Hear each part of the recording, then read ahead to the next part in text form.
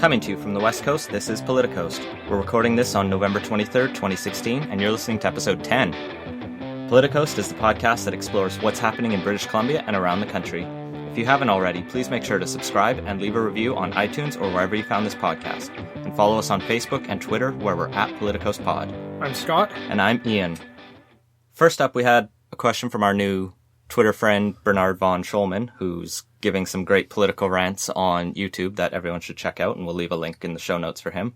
He asked us, after we put a call out for thoughts and questions about tonight's episode, what our thoughts are on this story about journalists and media personalities, particularly television personalities, running for the BC Liberal caucus.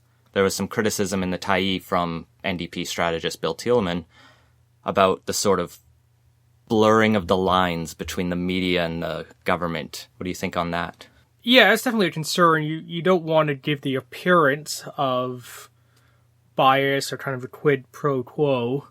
On the other hand, it's not exactly unprecedented. Our current federal trade minister was a former journalist who I believe actually ran against another journalist Linda McQuaig, who was running for the NDP when she got elected.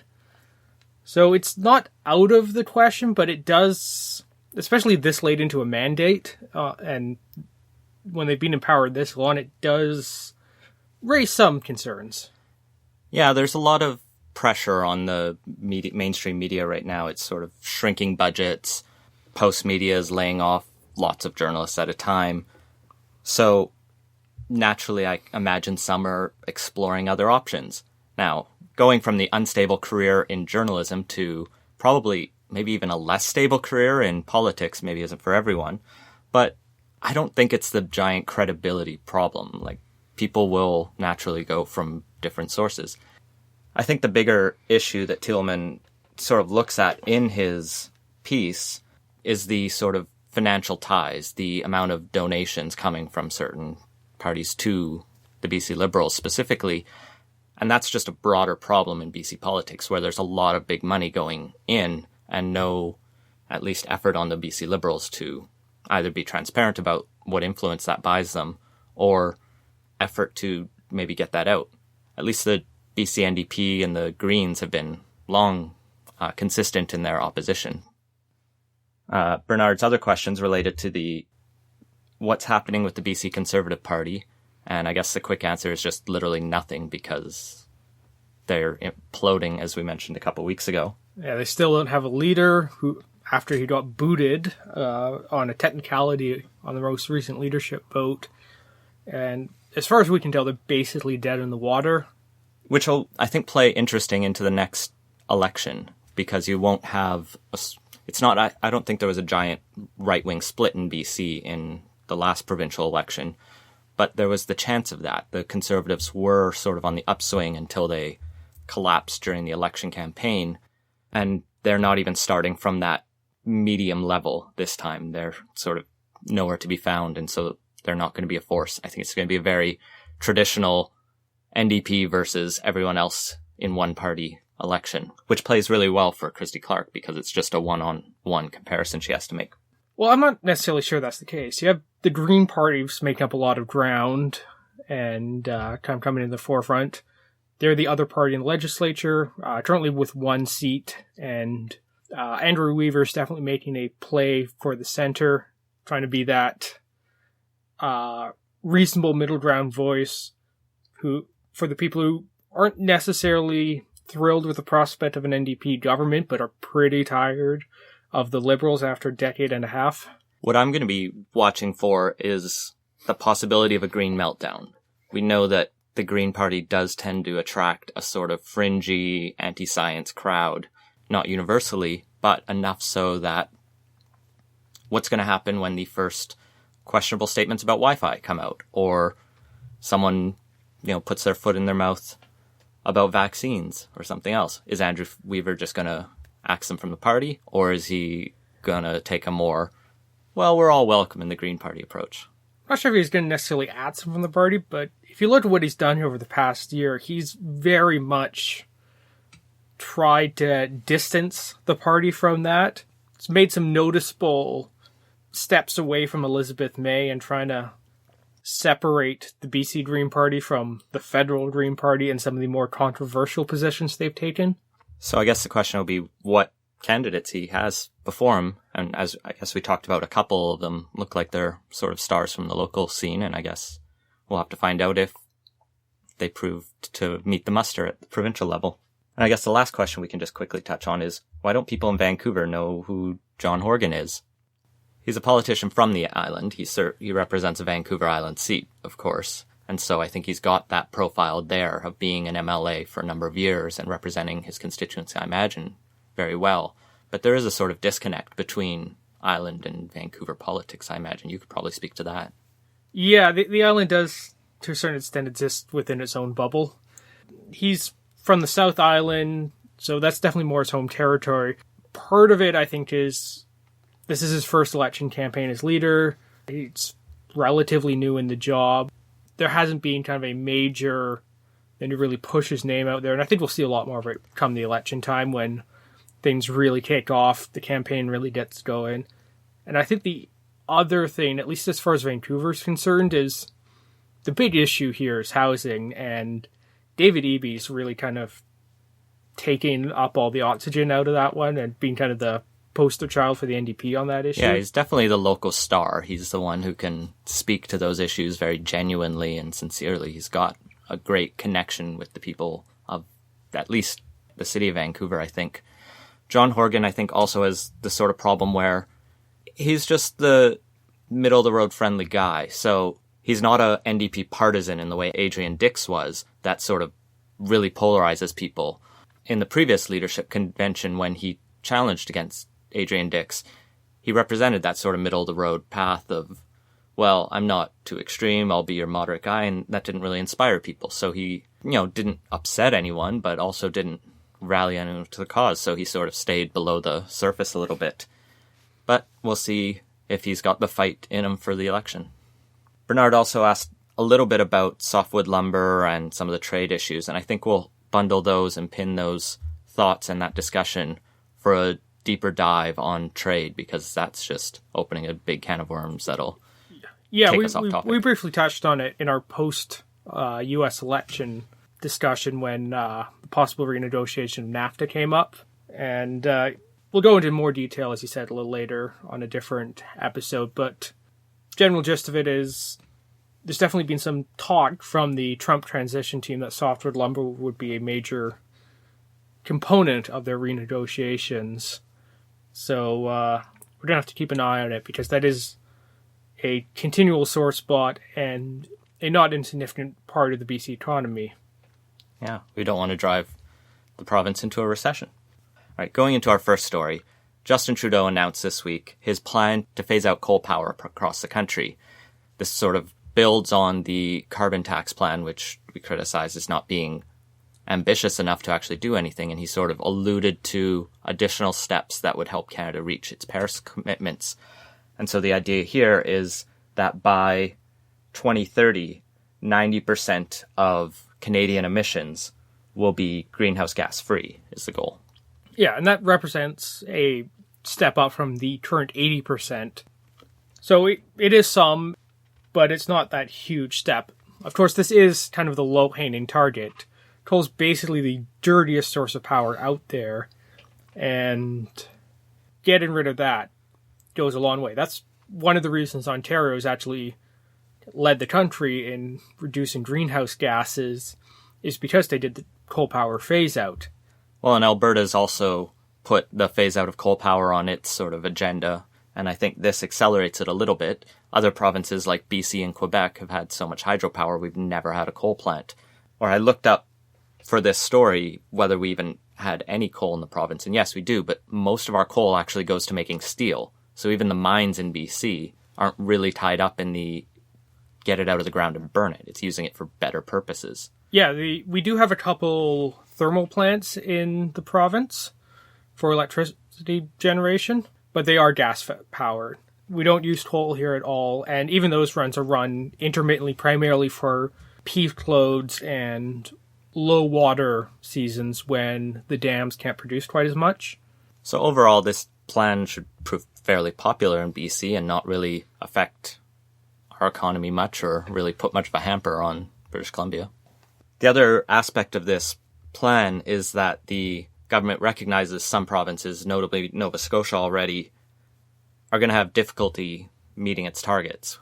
But they've arranged a deal where as long as the province can meet those climate commitments another way, they could keep a coal plant on past 2030. So Nova Scotia's already reached one of those deals. This isn't good enough for Brad Wall, who just is opposed to any action on climate change, so he's just being Brad Wall, of course. Yeah, Brad Wall's basically being opposed to any action on the climate file across the board. He has been pushing the clean coal angle, so it is, in theory, possible. We'll have to wait for a few more details to come out, whether or not this will meet the equivalency requirements. So, in theory, Saskatchewan could continue to produce electricity with coal, provided they use the carbon capture. They already have one plant up and running with it right now, although the economics of that are still a little questionable.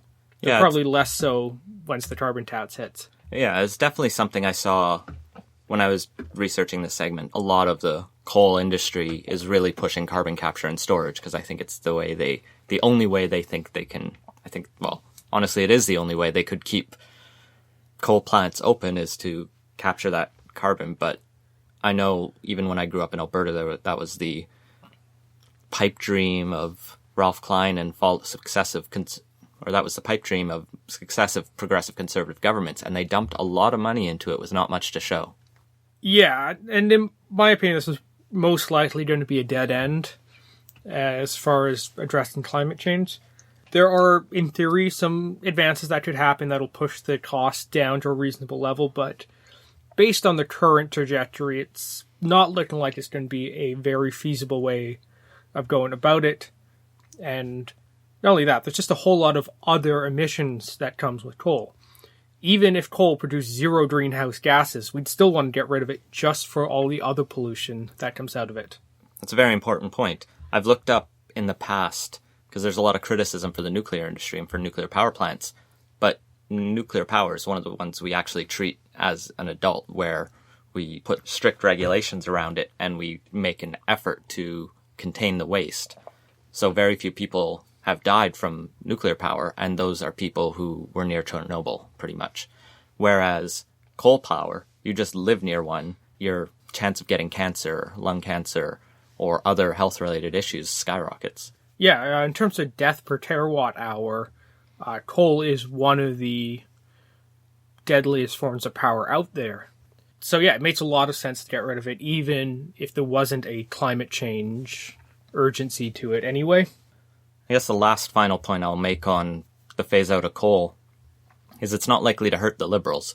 The places where, as Eric Grenier points out in his sort of poll analysis of this, the places where coal is either mined or the power plants exist are not Liberal ridings. They're rural Conservative ridings. In some cases, they're Northern BC NDP ridings. They're not places that Justin Trudeau needs to win vote. Okay, moving on.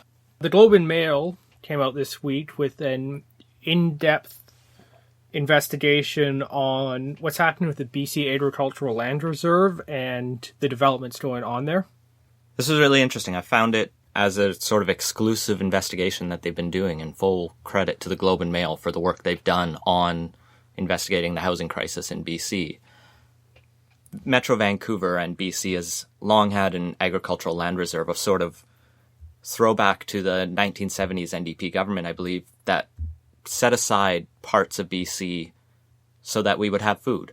They basically said, Metro Vancouver is very fertile land, but it's also very popular land because it's a place a lot of people want to move. So they wanted to balance these by saying, all right, we're going to cordon off big chunks of space that we say, this has to be farmland for eternity. And there's specific rules about what you can do with it. What the Globe and Mail found is that a lot of that land in Metro Vancouver is not actually being farmed, about half of it. And that's according to Metro Vancouver's own numbers. And even worse than that, a lot of these farms are being speculatively invested almost. They go for a lot cheaper than a mansion because of the restrictions on them. But realtors are advertising them sort of deceptively. They're saying these are good development opportunities. And then what's happening is investors are buying these, putting up mansions, paying very few taxes because it's an agricultural rather than a residential property tax. And in some cases, they're even putting up hotels, which is astonishing. Yeah, for an area of such strict zoning codes, it's actually surprising you can put up a hotel on residential, or actually put up a hotel on agricultural land.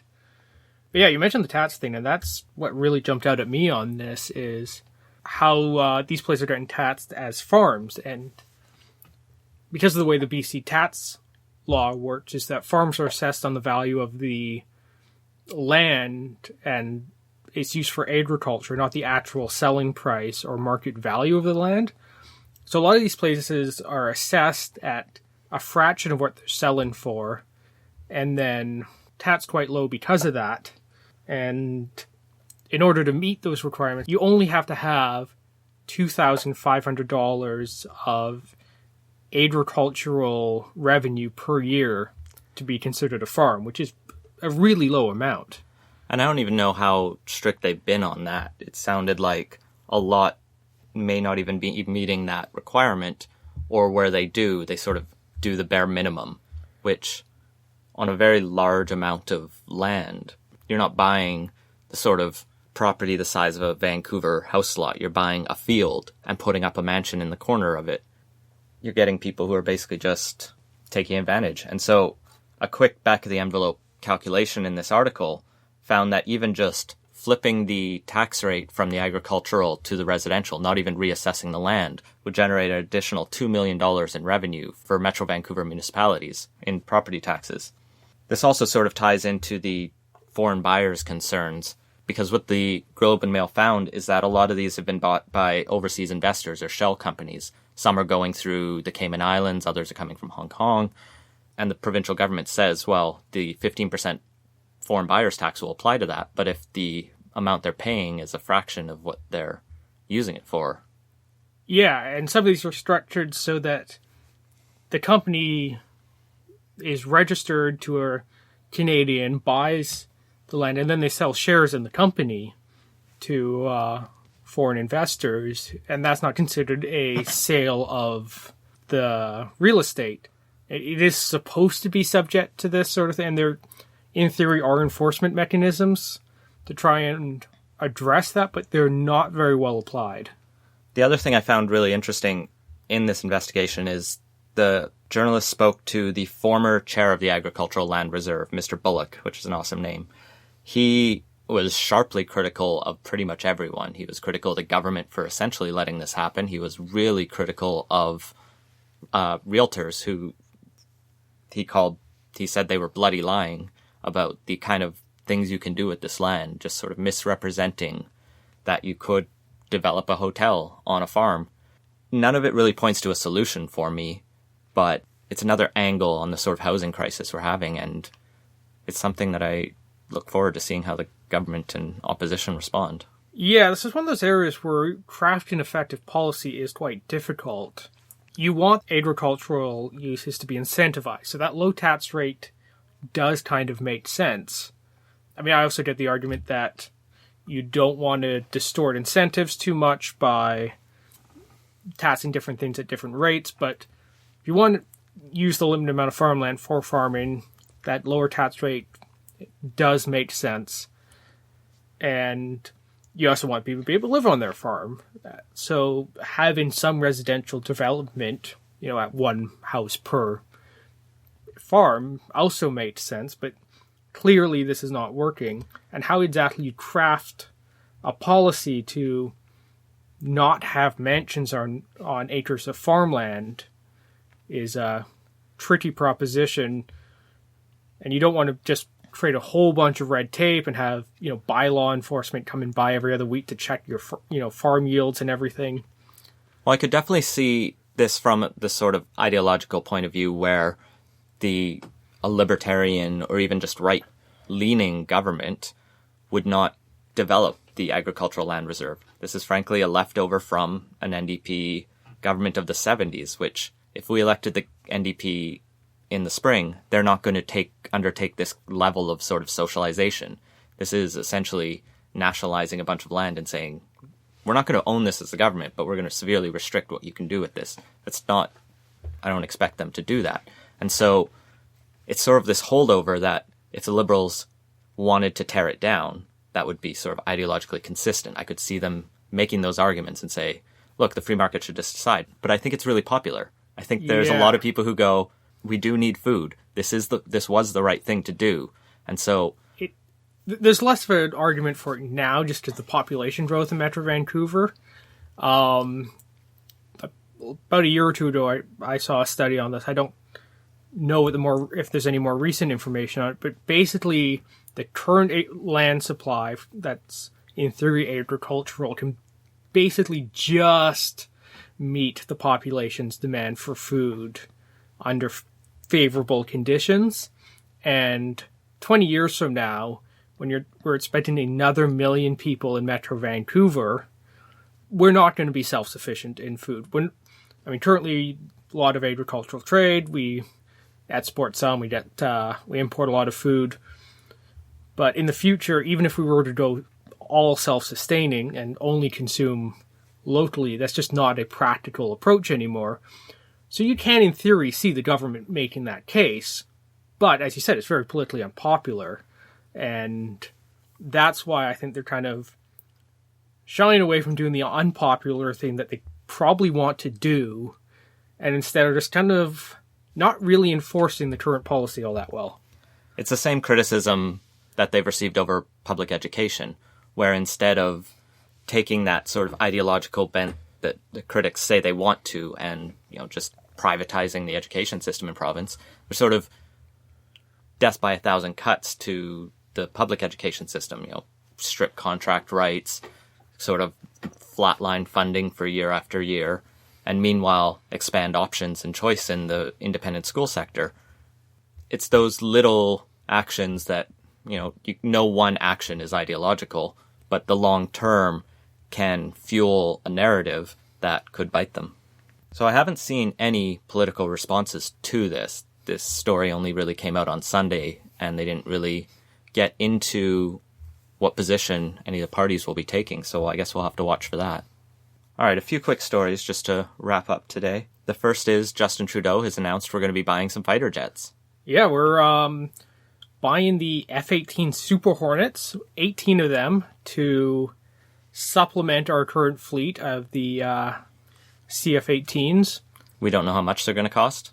Yeah, the details are still a little sparse on this in terms of how much it's going to cost to purchase them, what the ongoing operational costs are. There are some differences between these Hornets and the ones we currently fly. There's been upgrades to the airframes, the avionics, a whole bunch of other stuff. They're not 35 years old. Yeah, well, not only are they new, they're a different aircraft that, has a lot of superficial similarities, but functionally speaking, there's a lot of differences there. And what are the operational costs of maintaining a 35-year-old air fleet and a new air fleet concurrently? And then what will that mean when we actually get a full new fleet of fighters? The big issue here was during the Harper government's era, they tried to buy new fighters, only they told Parliament it was going to cost one thing, and then it turned out it was going to cost a lot more, and they seem to have made up their mind before they did a procurement process, and the Liberals and NDP sharply criticized them. This was, I think, one of the things that led to the contempt of Parliament ruling that the opposition parties got together on. They said, look, you lied to us. You said it was going to cost this much, and instead it's going to cost double. And the Liberals campaigned on we'll run an open, transparent procurement process, but we're going to exclude the F-35s that Harper wanted, which was always a weird... It was a bad promise to make. I'm glad they've walked that one back. Well, it was a bad promise to make that they've now broken, because they're buying an entirely different plane and saying then they'll get to this sort of 5-year open procurement process, and they aren't telling us how much these planes cost. Yeah, and part of the problem right now is that the CF-18s are just old. Airframes can only be up in the air for so long before you have metal fatigue, and there's a lot of money being spent right now to try and assess and address those fatigue concerns in the current airframes. And the fact is, we need new fighters now. And I remember when I was looking at joining the Air Force, that 2017 was when we were going to be getting the 35s. That was kind of, 8 years ago, that was kind of in theory when we were going to be getting the F-35s. And that didn't end up happening. We don't even really have a contract inked yet for what we'll be getting to replace the current CF-18s. But we do have these issues. Our fleet's decreased in size just through attrition as airframes wear out or there's been crashes. The initial 182 we got are now significantly less. We're having trouble meeting our NATO commitments, our NORAD commitments, while still doing the proper maintenance and training required on this. So we need to expand the current fighter fleet. But this, on the other hand, makes no sense to me because now we have a whole bunch of new aircraft we're probably going to be keeping around for a while, and then we'll either have to buy a aircraft that's at the end of its production cycle, that's going to be obsolete in a decade or two, and we'll probably be flying the next fighters for 35 to 40 years. And what's that going to mean? Does this mean we're going to be buying Super Hornets for the full-on replacement, or are we going to be buying F-35s and then having all the cost of two aircraft, or are we going to retire these ones early and not get the full use out of the airframes? Well, and even with the 5-year procurement process that will eventually start, we're going to see at least a change in defense minister in there, probably, and an election. So that could then turn into an 8-year process if someone new comes in and says we should be doing it this way. And so the Liberals have really just shot themselves in the foot here and given the gun over to the Conservatives to finish the job, because they can then say, well, you wrecked our process, now you're wrecking your own process, and meanwhile you're saying you're defending the troops, but you're not even giving them the materials they're asking for, begging for. Yeah, Aaron O'Toole's already running attacks against the Liberals on this one. Former Air Force officer currently running for the Conservative leadership.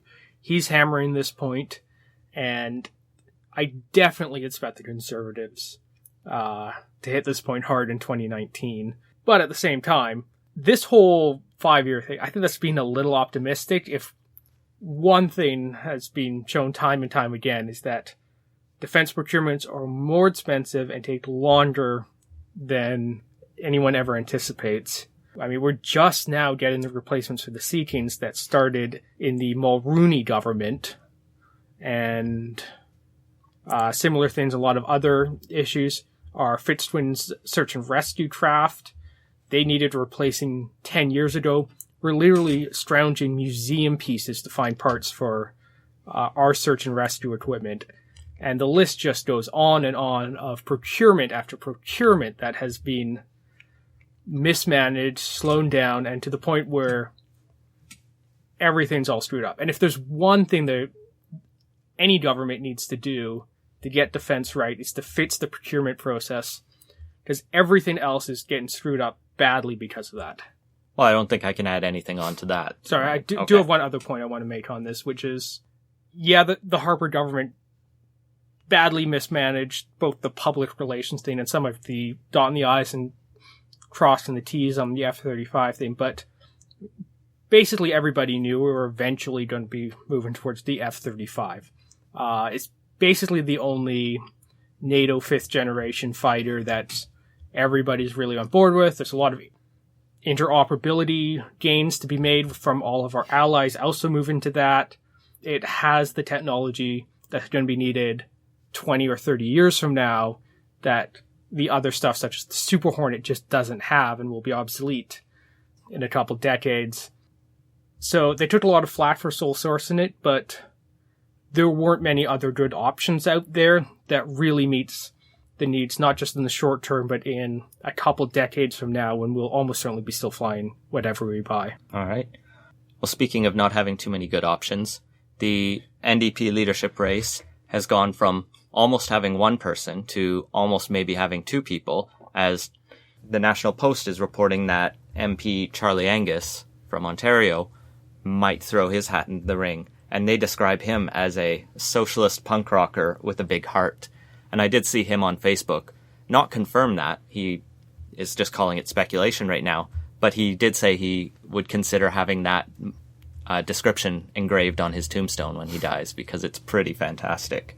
Yeah, just to add on to that, he announced today that he was stepping down as NDP caucus chair, which is the precursor to announcing a leadership run, because basically all the parties have rules that you can't have leadership or critic positions while seeking party leadership. Right. We saw a couple weeks ago Peter Julian step down as House Leader to explore a leadership bid. And so this is Charlie's sort of same path.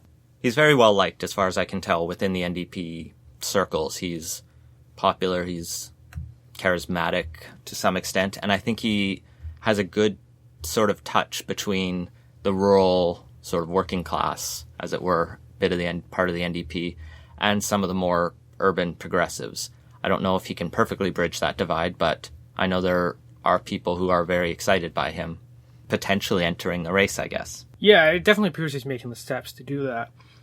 Now, from what I gather, his French skills aren't all that great, and that could potentially be a problem, particularly as the NDP is looking to hold the gains they've made in Quebec and potentially try and build up to a second orange wave.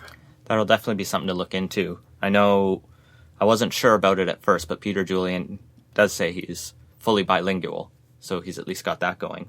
Unfortunately for Peter Julian, he's not doing well in a poll from Forum Research that was just published in Hill Times.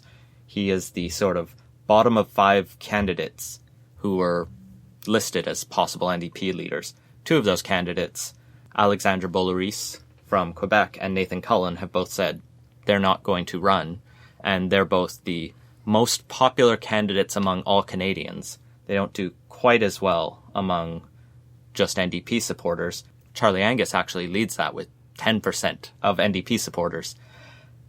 The problem with this poll is everyone's within sort of 5 points in that national ranking, and everyone's within like 4 points in the NDP supporters. And within the NDP supporters, there's a 7.5% margin of error. So everyone's tied.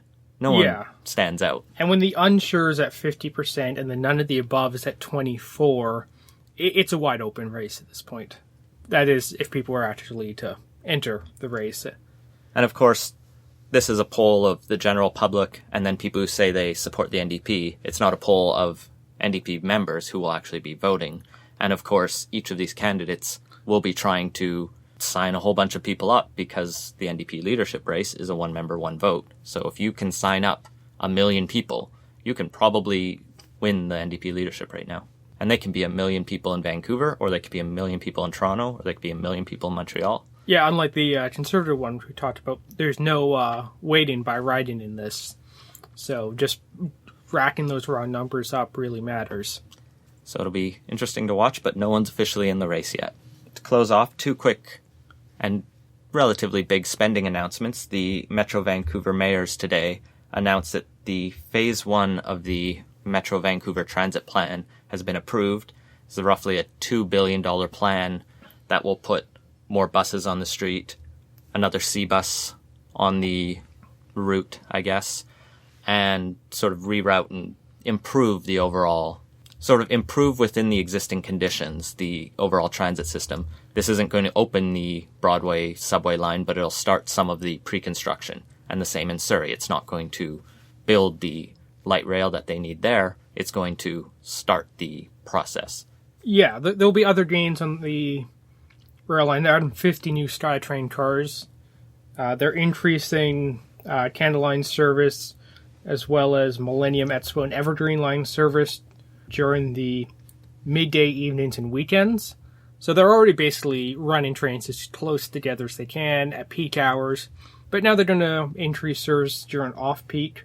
They're adding 5 new B-Line routes, bringing in 171 new buses. You mentioned the C-Bus already. So overall, there's just a lot more transit vehicles coming online and more routes going to be put in. Yeah, it's really adding capacity to the existing network and sort of optimizing everything as far as I can tell, and getting ready for the next stage. The next stage, I think, is what everyone's really looking forward to the new subways and the new light rails, but this will probably help a lot because there's a lot of congestion on specific routes. Yeah, there's definitely some gains to be made there, for sure. But like you're saying, the Broadway subway line is the one everybody kind of has their eye on. I believe I mentioned this before, but the 99B line that currently services that corridor is the busiest bus line in North America, and it's basically at capacity right now. I mean, we're very biased. We're recording this in Kitsilano, and so we both have to take that bus quite frequently, and it's always hell. Yeah, but at the same time, the Broadway corridor is the second largest employment center in the province after downtown Vancouver. And the fact that it doesn't have a SkyTrain line servicing it, and Port Moody does seem a little odd in terms of what the priorities are. So this will be funded by a split between the federal, provincial, and municipal governments. Most of the money actually has to come from the municipal level, as I read. And that's going to come from a small property tax increase, fare increases, and just some money TransLink found under the mattress.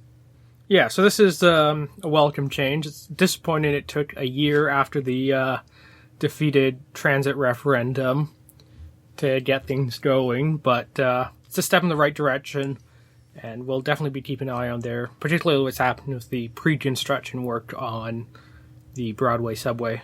And I guess as this is phase one, this really pitches the next couple phases into the election coming up. And so we'll have to see what kind of promises get tossed around by the political parties to fund those, because I don't think anyone knows where that money is coming from yet.